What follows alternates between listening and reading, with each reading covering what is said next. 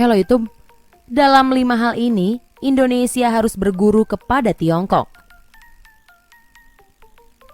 Bukan tanpa alasan kenapa sampai lahir sebuah istilah tuntutlah ilmu sampai ke negeri Cina.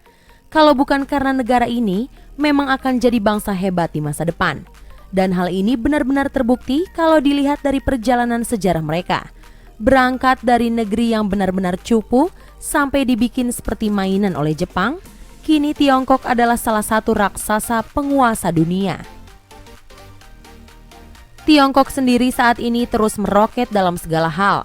Para ahli pun memprediksi jika di masa depan nanti mereka bakal mampu mendominasi dunia. Nah, berkaca dari fakta ini sepertinya sangat tidak masalah kalau Indonesia belajar kepada Tiongkok dalam beberapa hal demi kemajuan bangsa.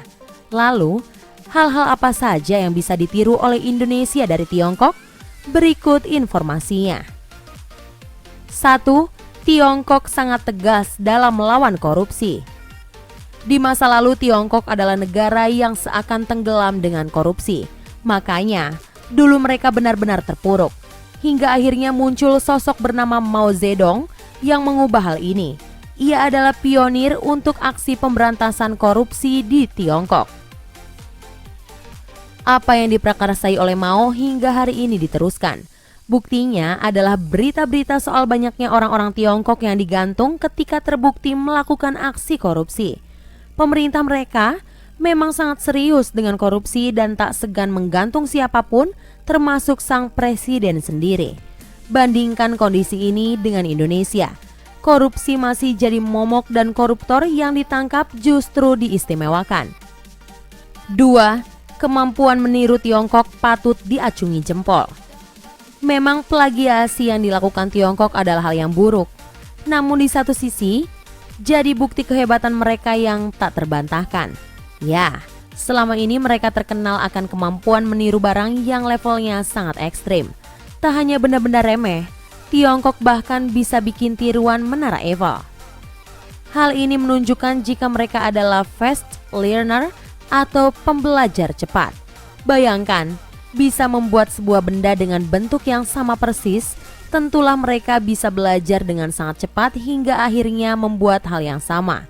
Tak hanya itu, kemampuan meniru yang hebat ini jadi bukti mereka super kreatif. 3. Home industry di Tiongkok gila-gilaan. Industri rumahan di Tiongkok bukan seperti apa yang kita pikirkan. Mereka tidak hanya bikin pernak-pernik kerajinan atau makanan, tapi juga benda-benda lain seperti ragam barang elektronik. Meskipun mengerjakan benda-benda elektronik di level UKM, tapi hasilnya sama sekali tak kalah dengan buatan pabrik. Hal ini bermanfaat ganda bagi perusahaan dan bagi masyarakat sendiri. Perusahaan bisa menekan angka produksi sangat rendah sehingga berdampak harga barang yang murah. Bagi masyarakat, mereka akan selalu bisa menghasilkan uang. Jadi, tak harus pergi keluar untuk mendapatkan uang. Di rumah pun hal tersebut bisa dilakukan. 4. Pembangunan di Tiongkok sangat gila. Bicara soal pembangunan infrastruktur, nampaknya Indonesia harus benar-benar belajar kepada Tiongkok. Alasannya, negeri tirai bambu ini bisa dibilang merupakan negara dengan pembangunan paling cepat di dunia. Ya, cepat. Tak hanya soal intensitas, tapi juga secara harfiah.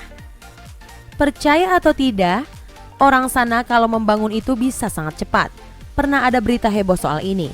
Jadi, ada sebuah kontraktor yang mampu membangun gedung berlantai 57 hanya dalam waktu 19 hari saja. Ini tentu saja gila mengingat normalnya pasti memakan waktu berbulan-bulan. Indonesia bangun apa-apa lambat. Padahal soal urgensi, kita mungkin lebih mendesak daripada orang-orang Tiongkok. 5. Sifat-sifat orang Tiongkok yang super. Satu hal lagi hal istimewa yang dimiliki Tiongkok dan harus kita tiru. Ya, ini adalah tentang tabiat masyarakatnya yang benar-benar giat dan patut diacungi jempol. Orang Tiongkok punya prinsip yang kuat soal berjuang. Mereka juga tidak pernah setengah-setengah dalam segala hal. Mereka juga ambisius untuk mencapai apapun, entah itu karir, harta, ataupun prestasi-prestasi akademis. Satu lagi, mereka juga sangat gila menabung. Orang Tiongkok akan selalu memaksa dirinya untuk menabung tak peduli seberapa kecil hasil usahanya. Orang-orang Indonesia jarang yang seperti ini. Yang ada justru sebaliknya. Inilah hal-hal hebat tentang Tiongkok yang bisa ditiru oleh Indonesia.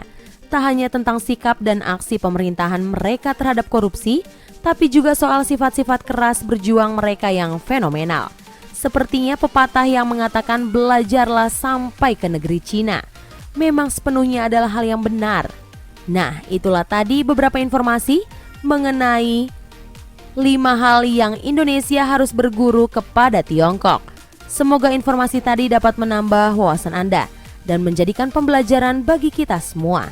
Jangan lupa like, share, and subscribe ya.